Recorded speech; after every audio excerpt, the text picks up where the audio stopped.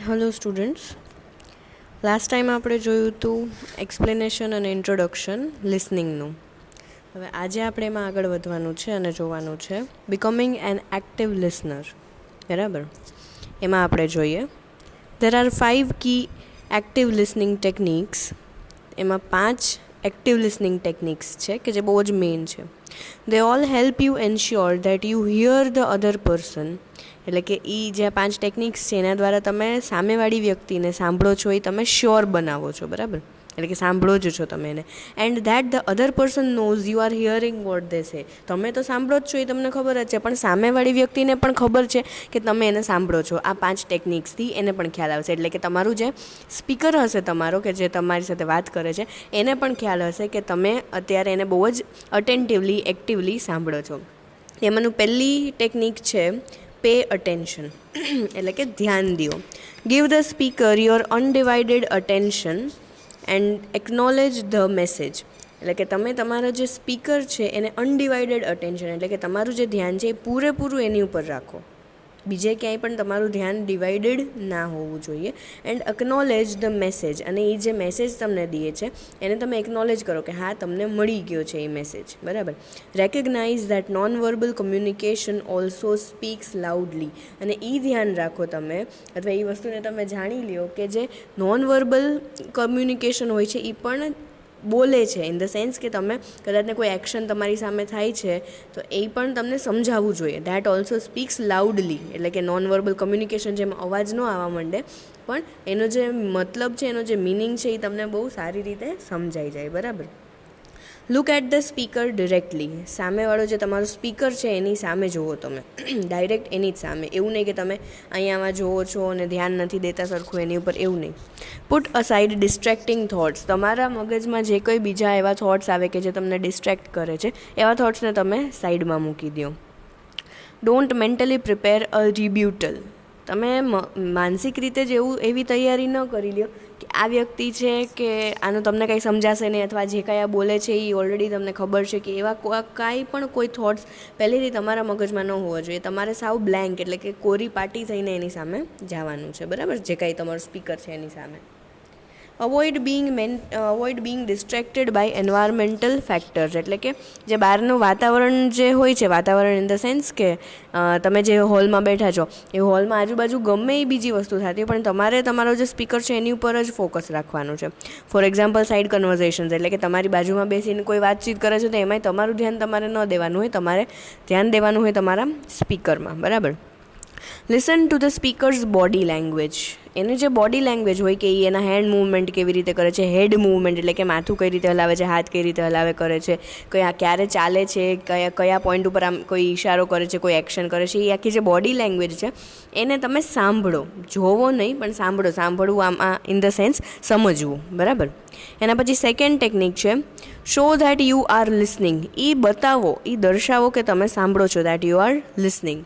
Use your own body language and gestures to convey your attention. તમારી ખુદની body language તમે use કરો, તમારા ખુદના જે જેસ્ચર્સ છે એ યુઝ કરો, એ બતાવવા માટે, એ મેસેજ આપવા માટે કે તમારું અટેન્શન છે. બરાબર.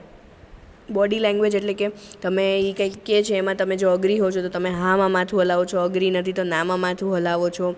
કદાચ તમને કોઈ વસ્તુમાં ઇન્ટરેસ્ટ જાગે છે તો તમે એક ધારે તમારું માથું હલાવો છો હાની ઇશારામાં. પછી જેસ્ચર્સ એટલે કે તમે તમારો હાથ ઊંચો કરો છો જ્યારે એ કહે છે કે how many of you agree, તમારામાંથી કેટલા મારી જોડે સહમત છે, ત્યારે તમે તમારો જે હાથ ઊંચો કરો છો. તમે તમારું ઘણી વખત ઘણાને કંટાળો આવતો હોય તો એ માથું નીચે રાખીને બેસે, અથવા તો બીજી કોઈ પણ એવી એક્ટિવિટી કરવા માંડે કે એની બોડી લેંગ્વેજ ઉપરથી આપણને ખબર પડી જાય કે આને ઇન્ટરેસ્ટ છે કે કેમ. બરાબર.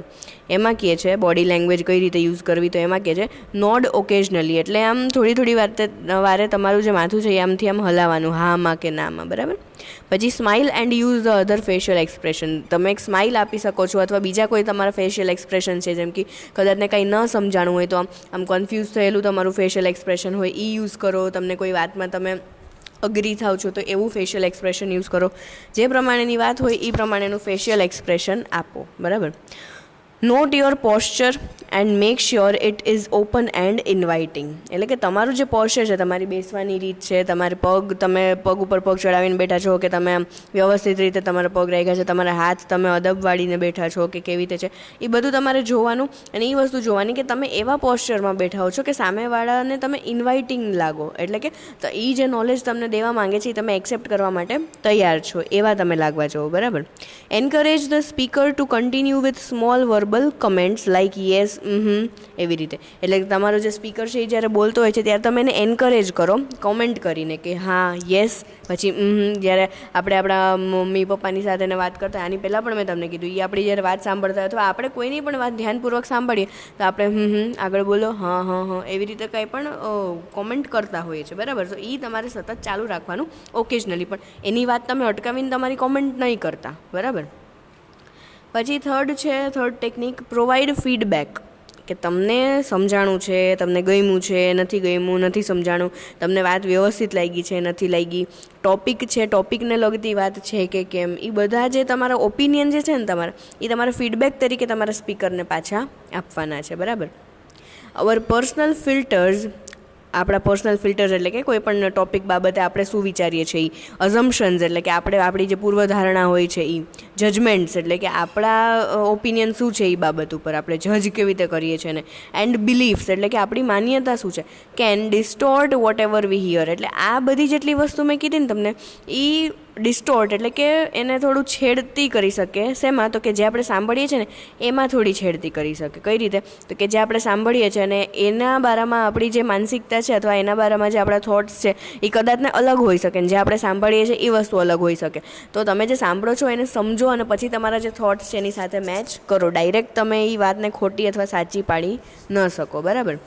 As a listener, your role is to understand what is being said. એક લિસનર તરીકે તમારો જે રોલ છે ને, તમારે શું પાઠ ભજવવાનો છે કે તમારે સમજવાનું છે જે બોલાય છે. What is being said is to be understood by you. બરાબર.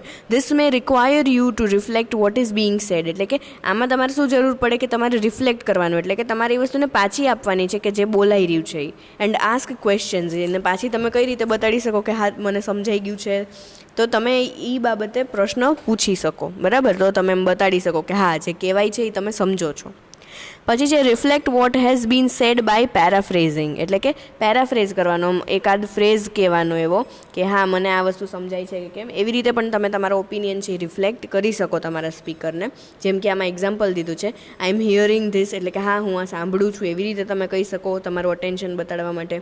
પછી એમ કહી શકો કે sounds like you are saying, એટલે કે તમે એવું કહી શકો કે હા એવું લાગે છે કે તું આમ કહેવા માંગે છે.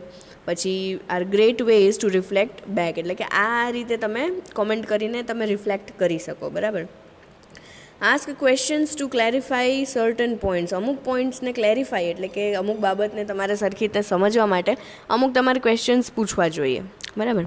What do you mean when you say, એટલે કે તમે એમ કહી શકો what do you mean when you say, તમે શું કહેવા માંગો છો જ્યારે તમે આ વસ્તુ બોલો છો, ત્યારે તમે એવી રીતના પૂછી શકો. અથવા તો and is this what you mean, શું આ જ તમે કહેવા માંગો છો, એવી રીતે પણ તમે કહી શકો. બરાબર. આવા ક્વેશ્ચન્સ તમે પૂછી શકો. પછી છે summarise the speaker's comments periodically. Speaker જે હોય છે એની જે કોમેન્ટ હોય છે, સ્પીકર પણ કંઈક ને કંઈક કોમેન્ટ કરે, તો એને અમુક સમય અંતરે તમારે એને સમરાઇઝ કરવાનું, એટલે કે એને તમારે સમજીને એની વિશે એક પેલું બનાવવાનું, સમરી જેવું બનાવવાનું. અને પછી હોઈ શકે તમને આગળ ક્વેશ્ચન્સમાં કેમ કામ લાગે, અથવા તો તમારી સમજણ માટે પણ તમને કામ લાગે. પછી ફોર્થ છે ડિફર જજમેન્ટ. બરાબર. એમાં શું કહેવા માંગે છે કે તમારું જે જજમેન્ટ છે એને તમે જાળવી રાખો, વાંધો નહીં, તમે જજમેન્ટ તમારા હશે, પણ એને જ્યારે એક વખત સ્પીકરનું બોલવાનું પૂરું થઈ જાય છે, સ્પીકરનું સમજાવવાનું પૂરું થઈ જાય છે, એ પછી તમે એને એની સમક્ષ રજૂ કરો. બરાબર.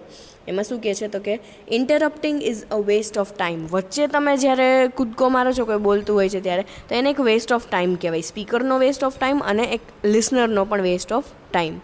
It frustrates the speaker and limits full understanding of the message. આ વસ્તુ તમે જો કરો ને કે કોઈ બોલતું હોય ને એમાં તમે વચ્ચે બોલી જાઓ ને, તો એમાં સ્પીકર જે છે એ ફ્રસ્ટ્રેટ થઈ જાય પહેલી વસ્તુ તો, એટલે એના મગજમાં જે લિંક આખી એને બનાવેલી હોય કે આ રિધમમાં તમને બધું સમજાવશે, એ તૂટી જાય. And limits the full understanding of the message. અને એને જે મેસેજ તમને સમજાવો છે એ મેસેજને એક લિમિટમાં બાંધી લેશે. પછી તમારી જે સમજણ છે એ પણ લિમિટેડ રહેશે.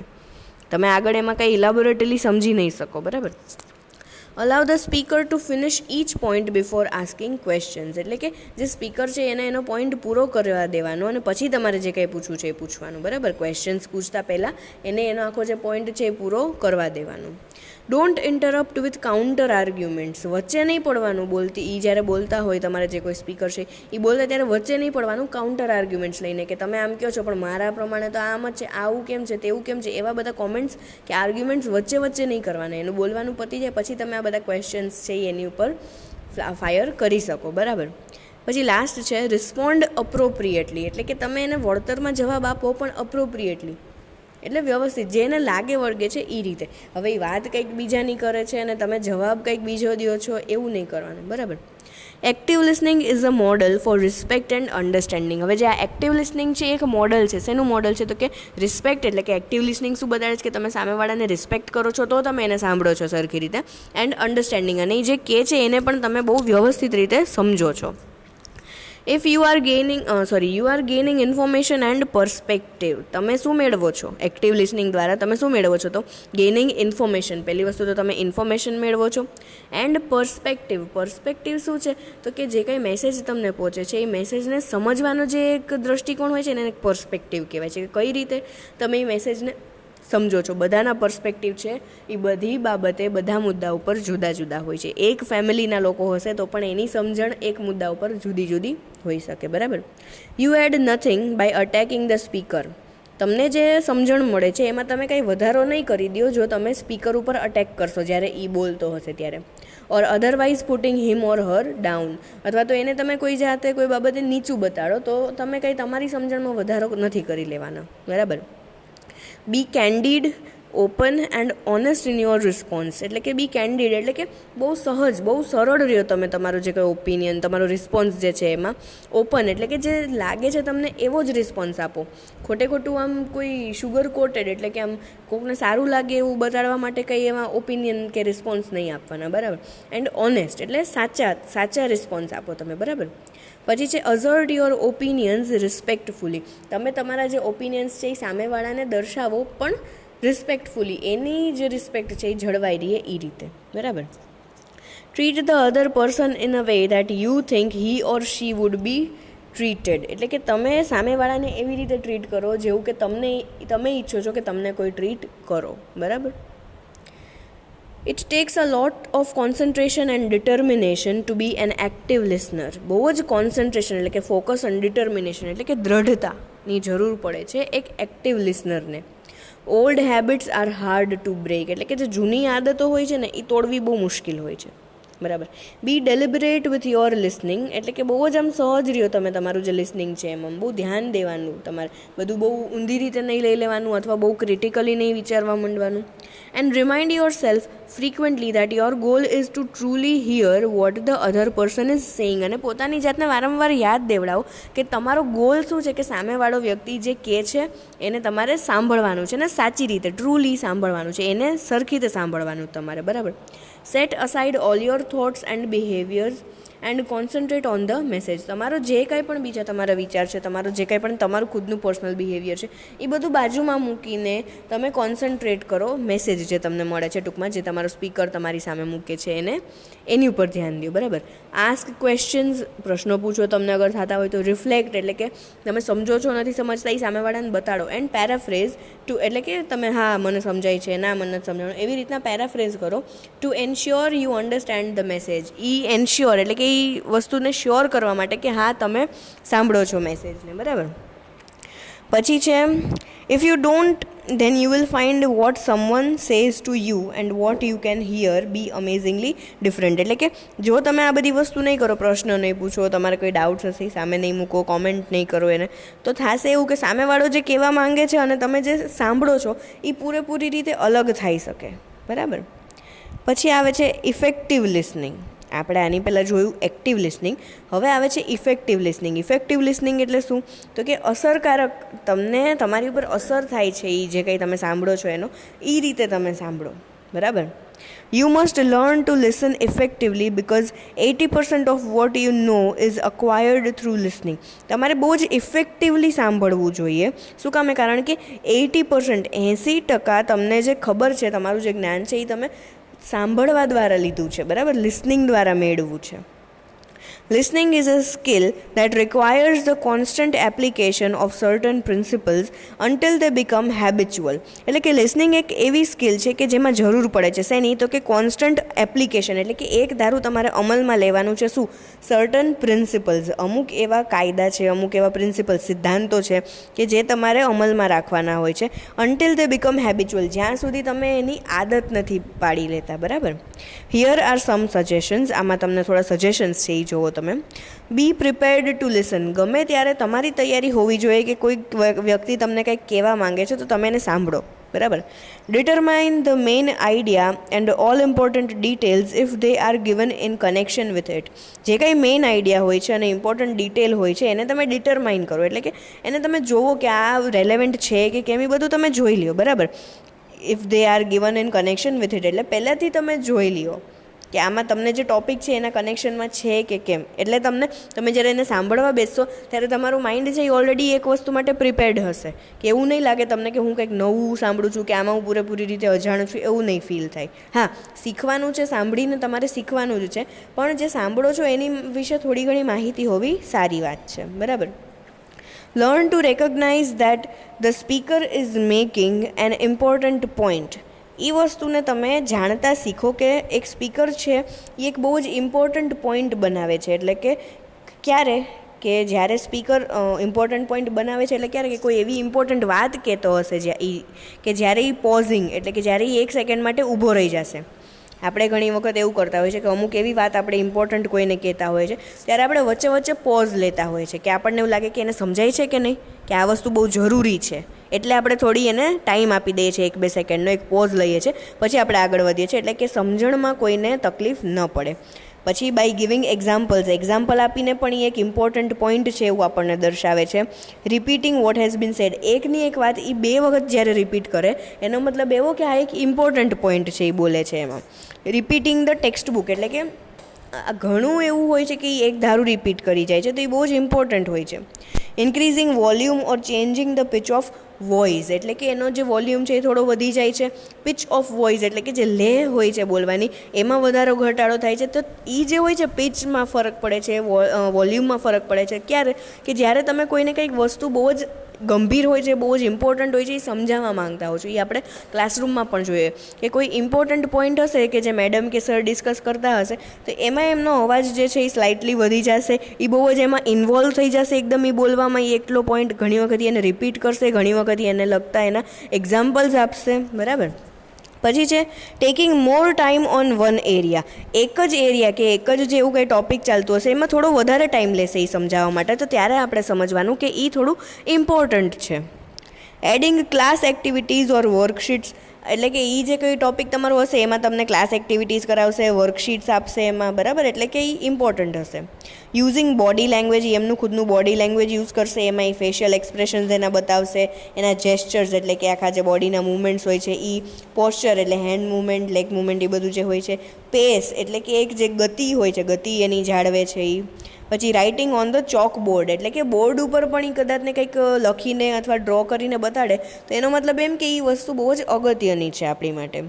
Using direct statements, that is very important, or signal words, example significant, most. ઘણી વખત એવા અમુક શબ્દો યુઝ કરે છે એ કે જેના દ્વારા આપણે સમજી જઈએ છીએ કે આ બહુ જ આપણી માટે કામનું છે, બહુ જ ઇમ્પોર્ટન્ટ છે, અથવા તો આનો જે આપણને સાર મળવાનો છે, જે આમાંથી આપણને આખો સારાંશ મળશે એ કદાચને આમાંથી હોઈ શકે, બરાબર. એટલે આટલી જે આ ઉપરની દીધેલી વસ્તુ છે આના દ્વારા જે સ્પીકર છે એ સમજાવે છે કે જે પોઈન્ટ એ કહી રહ્યો છે અત્યારે એ બહુ જ ઇમ્પોર્ટન્ટ છે, બરાબર. In today's high-tech, high-speed, high-stress world, communication is more important than ever, yet we seem to devote less and less time to really listening to one another. એટલે શું કહે છે કે આજકાલનો જે હાઈટેક જમાનો છે, હાઈ સ્પીડવાળો જમાનો છે, પછી હાઈ સ્ટ્રેસ પણ આ જ જમાનામાં છે આપણને, બરાબર. એવી જે અત્યારની આ દુનિયા છે એમાં કમ્યુનિકેશન છે એ સૌથી ઇમ્પોર્ટન્ટ છે, પણ છતાંય આપણે એમાં થોડો ઘણો ઓછો સમય આપીએ છીએ અને ધીમે ધીમે સમય ઓછો જ આપતા જઈએ છીએ to really listening to one another. એકબીજાને સાંભળવામાં આપણે બહુ જ ઓછો સમય આપીએ છીએ. Genuine listening has become a rare gift, the gift of time. Genuine listening એટલે કે આમ આપણે કહીએ ને કે આ માણસ જેન્યુઇન છે, ક્યારે કે એ બહુ જ વ્યવસ્થિત હશે, બરાબર. એવી જ રીતે વ્યવસ્થિત જે લિસનિંગ છે એ હવે એક રેર ગિફ્ટ, એટલે કે બહુ જ ઓછી ગિફ્ટ તરીકે કોઈ વ્યક્તિ આપે છે. આપણને સાંભળવાવાળા ઘણા ઓછા હોય છે, એ જ રીતે આપણે પણ કોઈકને ઘણું ઓછું સાંભળીએ છીએ, બરાબર. અને આ સમયની ગિફ્ટ તરીકે કામ કરે છે આજકાલના જમાનામાં, કે કોઈની પાસે સમય હશે તો એ આપણને સાંભળશે અથવા નહીં સાંભળે. પછી છે ઇટ હેલ્પ્સ બિલ્ડ રિલેશનશિપ્સ. જે આપણે સારી રીતે સાંભળવાની જે પ્રક્રિયા છે ને એ આપણને સારા રિલેશનશિપ્સ, સારા સંબંધ બાંધવામાં કામ લાગે છે. સોલ્વ પ્રોબ્લેમ્સ, આપણા જે કોઈ પ્રોબ્લેમ હોય છે એનો ઉકેલ લઈ આવવામાં કામ લાગે છે. એન્શ્યોર અન્ડરસ્ટેન્ડિંગ, એટલે કે આપણી જે સમજણ છે, બરાબર, એને એન્શ્યોર કરે છે, કે એમાં શ્યોરિટી આપે છે કે હા સમજ્યા કે નથી સમજ્યા, બરાબર. રિઝોલ્વ કોન્ફ્લિક્ટ એટલે કે બે આપણે કહીએ ને કે આમાં કોક સમજે છે કોક નથી સમજતું, એમ ઝઘડો ન કહી શકાય આપણે એને, પણ એક નાની બાબતે ઓપિનિયનમાં ફરક હોવો એને કોન્ફ્લિક્ટ કહેવાય. તો કોન્ફ્લિક્ટને પણ સોલ્વ કરવાની જે પ્રક્રિયા છે એ એક્ટિવ લિસનિંગ દ્વારા થાય છે અથવા ઇફેક્ટિવ લિસનિંગ દ્વારા થાય છે. એન્ડ ઇમ્પ્રૂવ એક્યુરેસી, અને આપણી જે ચોક્કસપણું છે આપણું એને આપણે ઇમ્પ્રૂવ કરી શકીએ સારા લિસનિંગ દ્વારા. At work effective listening means fewer errors and less wasted time. જ્યારે આપણે કામ કરતા હોઈએ છીએ ને ત્યારે આપણે એક્ટિવ લિસનિંગ કરશું ને તો એનો મતલબ એમ થશે કે ફ્યુઅર એરર્સ એટલે કે બહુ ઓછી ભૂલ કરશું આપણે અને ઓછો ટાઈમ વેસ્ટ કરશું. At home it helps develop resourceful self reliant kids who can solve their own problems. અને જ્યારે ઘરે હોઈએ છીએ ને ઘરે આપણે ઇફેક્ટિવલી સાંભળીએ છીએ એકબીજાને ત્યારે એ બહુ જ રિસોર્સફુલ અને સેલ્ફ રિલાયન્ટ કિડ્સને ઊભા કરે છે. એટલે કે નાના બાળકો હશે એ કોકને સારી રીતે સાંભળશે, એના મમ્મી પપ્પા જે એને કહે છે એ વ્યવસ્થિત રીતે એ સાંભળશે તો એ એની રીતે પોતાના પ્રોબ્લેમ્સ જે છે એ સોલ્વ કરતા થશે, બરાબર. અને બીજી ઘણી જ્ઞાન અને માહિતીનું જે પેલા સોર્સિસ છે એ પોતાની જાતે મેળવતા શીખશે. Listening builds friendships and careers. સારું લિસનિંગ હશે તો તમારી સારી કોકની સાથે મિત્રતા પણ બંધાઈ શકે અને તમારું કરિયર જે છે એ પણ બહુ જ સારું બની શકે. It saves money and marriages. પૈસા પણ બચાવે છે અને લગ્ન જે હોય છે, મેરેજ હોય છે એ પણ બચાવે છે.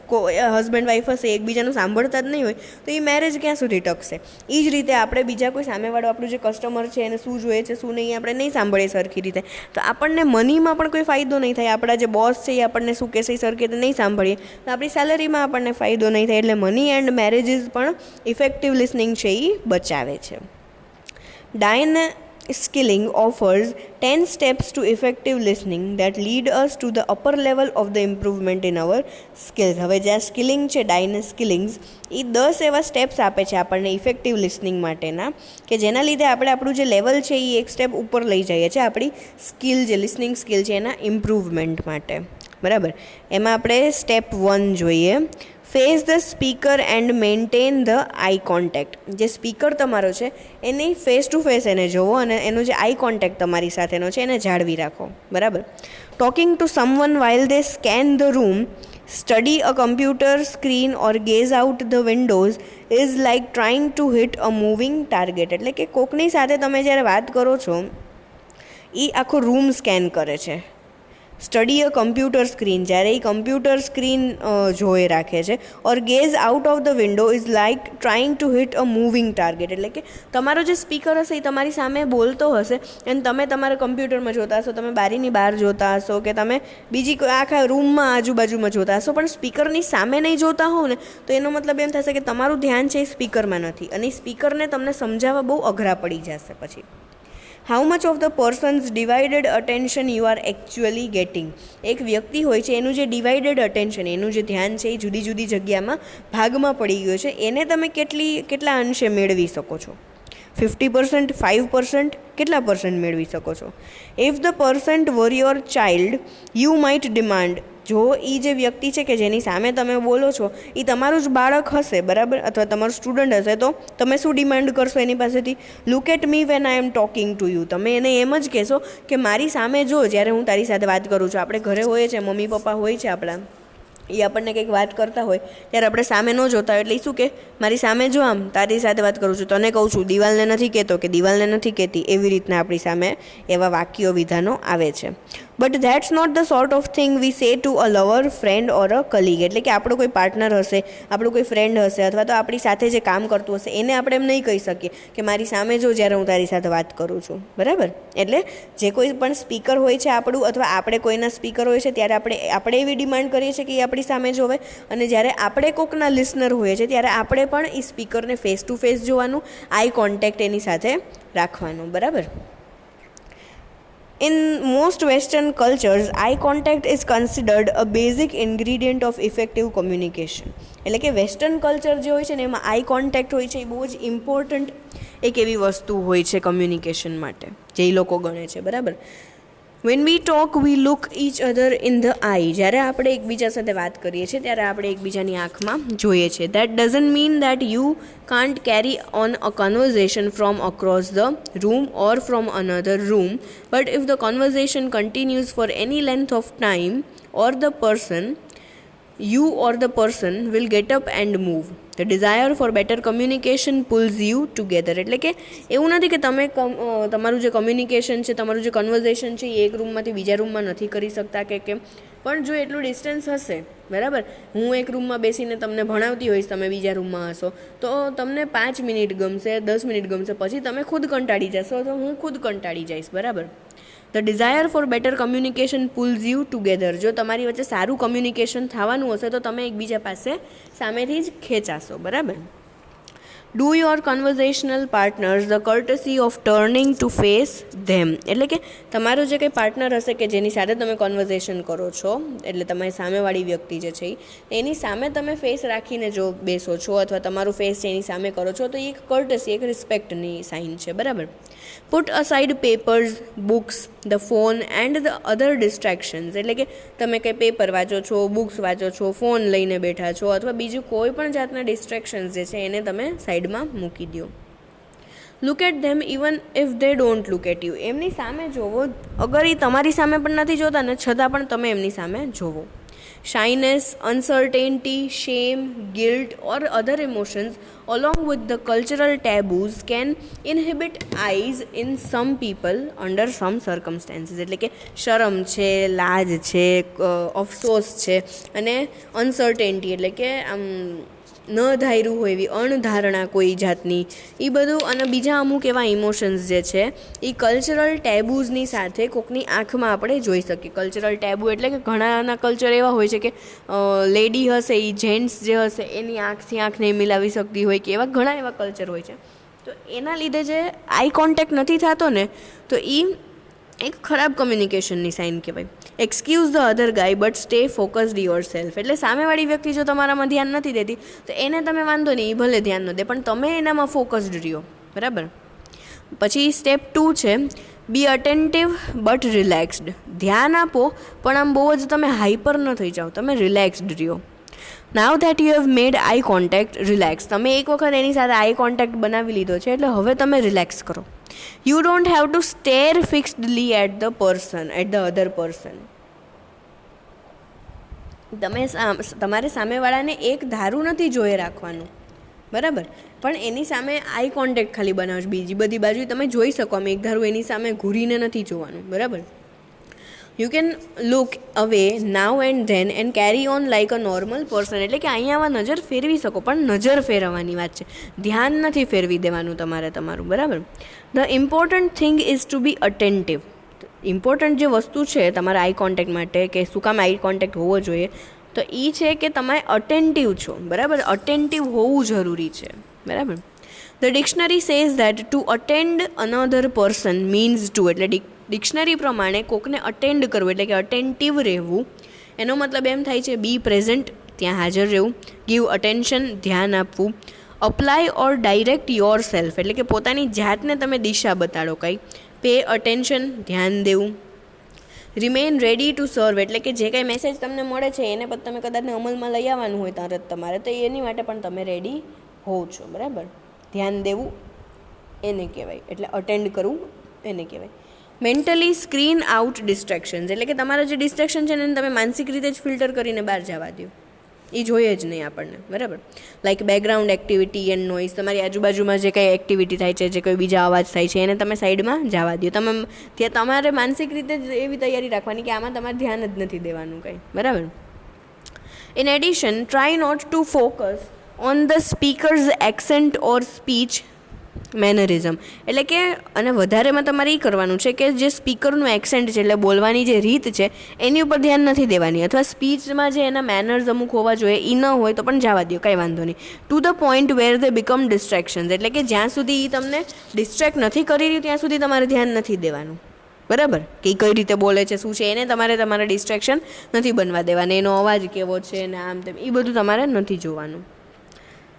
Finally, don't be distracted by your own thoughts, feelings or biases, એટલે કે તમે તમારી ખુદના જે થોટ્સ છે, તમારી ખુદની જે ફિલિંગ્સ છે, અને બાયસીસ એટલે કે સામેવાળો છોકરો છે તો છોકરી એમ કહેશે કે મારે નથી સાંભળવું, સામેવાળી છોકરી છે તો છોકરો કહેશે મારે નથી સાંભળવું, પછી સામેવાળો આપણો ફ્રેન્ડનો દુશ્મન છે તો આપણે ચલો જવા દઈએ, એને કોણ સાંભળે, આમ નથી સાંભળવું, તેમ નથી સાંભળવું. આપણો બોસ છે તો ચલો બોસને હવે નથી સાંભળવું, ભાઈ આપણે એ આપણને પકાવશે, આમ કરશે, તેમ. એવા જે બધા વિચારો હોય છે એ બધું આપણે સાઈડમાં મૂકી દેવાનું છે, અને ધ્યાનથી સામેવાળા સ્પીકરને રિસ્પેક્ટ આપીને આપણે બહુ ઇફેક્ટિવલી, અટેન્ટિવલી એની સામે સાંભળવાનું છે બેસીને, બરાબર. પછી આવે છે કીપ એન ઓપન માઇન્ડ. તમારો જે મગજ છે એ હંમેશા ખુલ્લો રાખો. આમ ઓપન માઇન્ડ એટલે કે જે વિચારો આવે છે એને એક્સેપ્ટ કરો, એને સમજો. એવું નહીં કે આ મારામાં ન આવે, હું આ સાંભળું જ નહીં, હું સ્વીકારું જ નહીં, એવું નહીં વિચારવાનું. જે સામેવાળો બોલે છે એને તમે સાંભળો, પછી તમને ન લાગે તો તમે એને સાઈડમાં મૂકી દો. એ વિચારને કદાચ તમારે એક્સેપ્ટ ન કરવો હોય એ પછી સાંભળ્યા પછી, તો એ પછીની વસ્તુ છે. Listen without judging the other person. સામેવાળાને તમે જજ કર્યા વગર એને સાંભળો.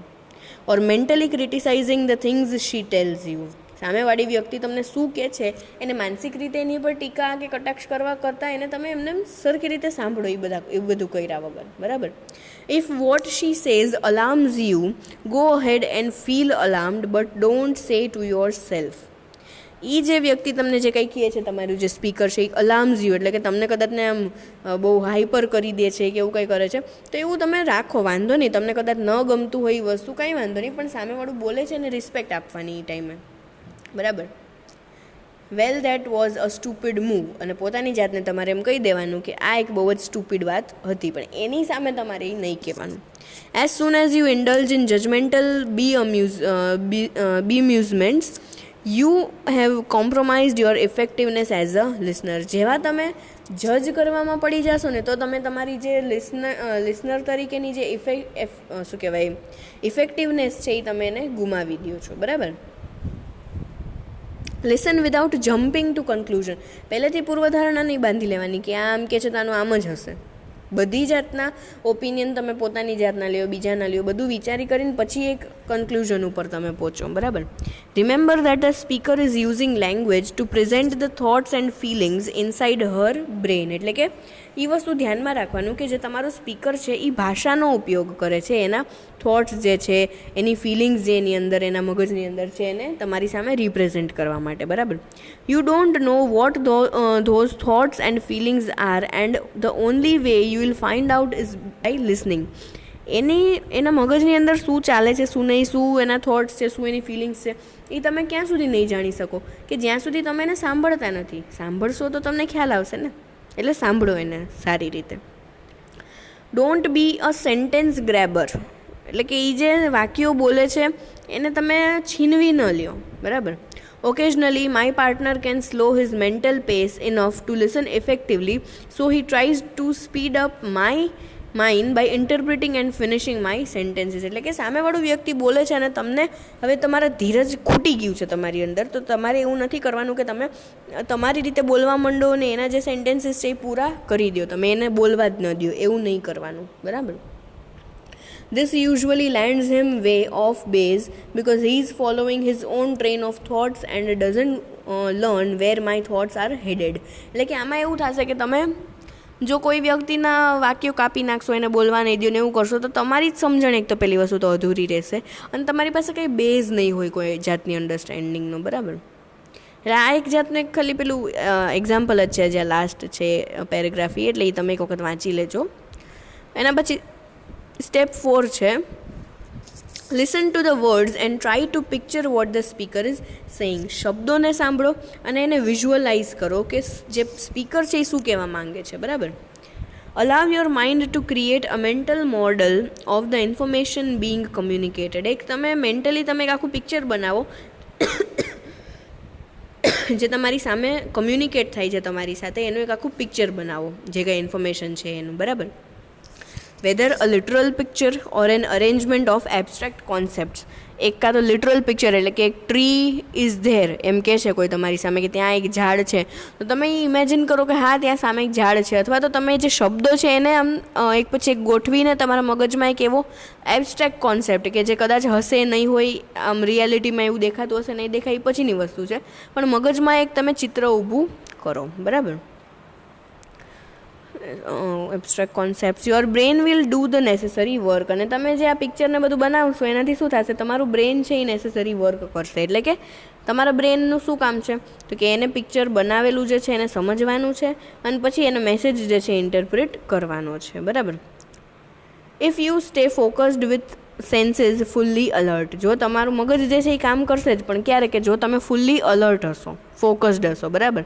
Van listening for long stretches concentrate on and remember key words and phrases. એટલે કે લાંબા ટાઈમ સુધી તમારે જો સાંભળવાનું થતું હોય ને તો કોન્સન્ટ્રેટ કોની ઉપર કોન્સન્ટ્રેટ કરવાના, તો કે કી વર્ડ્સ ઉપર. અમુક એવા શબ્દો જે બહુ ઇમ્પોર્ટન્ટ હોય એ, અમુક ફ્રેઝીસ, અમુક જે વિધાન છે એની ઉપર ધ્યાન દેવાનું. When it's your turn to listen, don't spend the time planning what to say next. જ્યારે તમારો સમય છે, તમારો વારો છે સાંભળવાનો, ત્યારે તમારે ટાઈમ વેસ્ટ નથી કરવાનો અથવા એમાં ટાઈમ નથી આપવાનો એ પ્લાન કરવામાં કે હવે આગળ તમે બોલશો શું, પહેલાં સાંભળી લ્યો. બરાબર. You can't rehearse and listen at the same time. એક ટાઈમે તમે એમ વિચારી ન શકો કે આગળ હું શું બોલીશ અને એ જ ટાઈમે તમે સારી રીતે સાંભળી ન શકો. એટલે બે વસ્તુ એક ટાઈમે ના થાય. Think only about vote the other person is saying. તમે ખાલી એ વિશે વિચારો કે સામેવાળી જે વ્યક્તિ છે એ શું બોલે છે. બરાબર.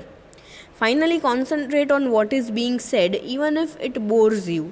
તમે પૂરેપૂરું કોન્સન્ટ્રેશન છે એની ઉપર રાખો, ભલે તમે બોર થઈ જતા હો છતાંય તમારું જે કોન્સન્ટ્રેશન છે એ સામેવાળી વ્યક્તિ જે બોલે છે એની ઉપર જ તમારે રાખવાનું. If your thoughts start to wander immediately force yourself to refocus. જો તમારા વિચાર છે એ બીજી જગ્યાએ ભટકવા માંડે છે તો તમે ફટાફટ પોતાની જાતને ફોર્સ કરો કે પાછું તમારે ફોકસ કરવાનું છે આ જગ્યાએ. બરાબર. પછી કહે છે don't interrupt and don't impose your solutions.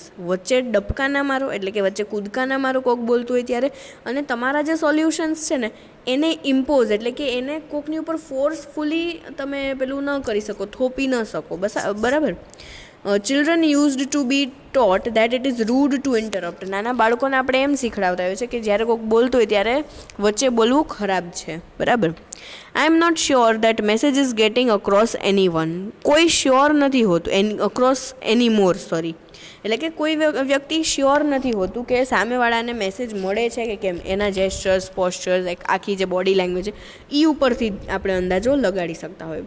Certainly, the opposite is being modeled on the majority of talk shows and reality programs where loud, aggressive, in-your-face behavior is condoned if not encouraged. જો આવા બધા જે reality shows હોય છે, talk show હોય છે, આ coffee with કરણ ને એવા બધા જે હોય છે, એમાં શું હોય છે કે સામેવાળી વ્યક્તિ જે છે એ બોલે છે તો એમાં કોઈક એને ઇન્ટરપ્ટ કરી દે છે, અને આખું જે ઘણી વખત આપણે જોતા કે એમાં એ લોકો ઝઘડો કરતા હોય ને એવું બધું, એ એન્કરેજ ન થવું જોઈએ. એટલે કે જ્યારે કોઈક બોલતું હોય ત્યારે આપણે નહીં બોલવાનું, એ આપણા સારા મેનર્સ છે. બરાબર. Interrupting સેન્ડ્સ a variety of messages. આપણે જો કોકની વચ્ચે પડીએ ને કોક બોલતો ત્યારે તો એ જુદી જુદી જાતના મેસેજીસ બતાવે છે, ટૂંકમાં સાઇન બતાવે છે. એમાં છે it says I am more important than you are. જો કોક બોલતું હોય ને તમે વચ્ચે કૂદી પડો તો શું એનો મતલબ થઈ શકે? પહેલો તો કે હું તારા કરતાં વધારે જરૂરી છું. બરાબર. વોટ આઈ હેવ ટુ, એના પછી છે what I have to say is more interesting, accurate or relevant. મારે જે કહેવું છે ને એ વધારે ઇન્ટરેસ્ટિંગ છે, વધારે ચોક્કસપણે છે હું જે બોલીશ, અને વધારે રેલેવન્ટ એટલે કે વધારે લાગે વળગે છે આ ટોપિકમાં. જો તમે વચ્ચે કૂદીને કોક બોલતું હોય અને તમે એને અટકાવીને પોતે બોલવા માંડો ને તો આવું પણ લાગે. એના પછી એવું લાગી શકે કે I don't really care what you think. તું શું વિચારે છે એમાં મને કંઈ, હું આઈ ડોન્ટ કેર. મને કંઈ ફરક નથી પડતો. I don't have time for your opinion. તું તારો જે કંઈ ઓપિનિયન હશે એની માટે મને કંઈ કોઈ જાતનો ટાઈમ છે નહીં, એવું પણ સાબિત થઈ શકે કે તમે આવું વિચારો છો એટલે તમે વચ્ચે કૂદી પડ્યા. બરાબર. This isn't a conversation, it's a contest and I am going to win it. એટલે કે તમે એને એક કોમ્પિટિશન બનાવી દો છો. કોક બોલે છે, તમે એને વચ્ચે રોકી દો છો અને પછી તમે બોલો છો, એટલે એક તમે કોમ્પિટિશન જેવું બનાવી દો. તમારે એનાથી જીતવું છે નહીં, તમે શાંતિથી સાંભળો એ જે બોલે છે એને પૂરું કરવા દો. We all think and speak at different rates. આપણે જુદી જુદી રેટ ઉપર આપણે બોલીએ છીએ. ઘણાને બોલવું હોય છે ત્યારે એ બોલે છે, જેને બોલવું હોય છે એ. ઘણા લોકો શાંતિથી વિચારીને બોલે છે, ઘણા લોકો બહુ ઉગ્ર રીતે બોલે છે. એટલે these are different rates of speaking. બરાબર. And thinking too. If you are a quick thinker and an agile talker, the burden is on you to relax your pace for the slower, more thoughtful communicator or for the guy who has trouble expressing himself. એટલે કે જો તમે બોલવામાં બહુ ઝડપી હશો, વિચારવામાં બહુ ઝડપી હશો, તો સામેવાળું વ્યક્તિ અને તમે રિલેક્સ નહીં થઈ શકતા હોય, તમારી જે ઝડપ છે એને તમે મેન્ટેન નહીં કરી શકતા હોય તમારી ગતિને, તો જે સામેવાળું જે છે એ બહુ ધીમે ધીમે વિચારે છે, બહુ અતિશય વિચારે છે, એની ઉપર અસર પડશે કે એને એ પોતાની જાતને એક્સપ્રેસ નહીં કરી શકે. બરાબર. When listening to someone talk about a problem, refrain from suggesting solution. તમે જ્યારે કોકને સાંભળો છો, listening to someone talk about a problem, જે વ્યક્તિ કોઈ પોતાનું પ્રોબ્લેમ તમારી સામે વાત કરે છે એના પ્રોબ્લેમની, તો રિફ્રેન ફ્રોમ સજેસ્ટિંગ સોલ્યુશન્સ. પોતાની જાતને તરત જ સોલ્યુશન્સ આપવા માટે એન્કરેજ નહીં કરવા માંડવાનું, તમારે થોડીક ઘડી સાંભળવાનું એને. બરાબર. Most of us don't want your advice any way. કોઈને પણ કોઈના એવી એડવાઇસની જરૂર ન હોય. કોઈને બધાને ખાલી એટલું હોય કે એના જે પ્રોબ્લેમ્સ છે એ કોકની સાથે શેર કરી શકે. બરાબર. એટલે આ પણ એક એક્ઝામ્પલ જેવું છે. If we do will ask for it. એટલે કોકને એમ થાય કે મારે આનું કંઈ સજેશન જે છે એ જોતું નથી, જોતું હશે તો પૂછી લઈશ.